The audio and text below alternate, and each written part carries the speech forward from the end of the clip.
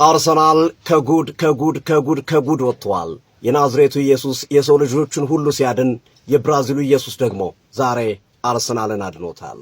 ወሳኝ የነበረ ፍጥጫ በኤምሬትስ ስቴዲየም የተከናወነ ጨዋታ ብዙዎች አርሰናል ብዙ ጎል አስቆጥሮ ወልቭስን ያሸንፋል የሚል ቅድመ ግምት ቢሰጡም በጨዋታው ላይ ግን ያ መሆን አልቻለም። ወልቭሶች የመጀመሪያውን አጋማሽ አንድም ኢላማ ያልጠበቀ ሙከራ ሳይሞከርባቸው ባዶ ለባዶ ጨዋታውን ይዘው ወጥተዋል። በሁለተኛው አጋማሽ ጫና ፈጥረው ሲጫወቱ የነበሩት አርሰናሎች ከቡካዮ ሳካ በቀጥታ ከማዝነው የተሻገረውን ኳስ ራሱ ጎል ላይ ግብ ጠባቂው ጆን ስቶን አስቆጠረ።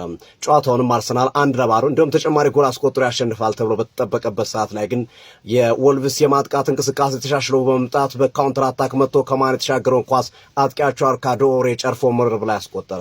ይሄ ሲሆን ታዲያ ጨዋታው ወደ ተጨማሪ ደቂቃ ገብቶ ነበርና አርሰናል አለቀለት፣ ነጥብ ጣለ።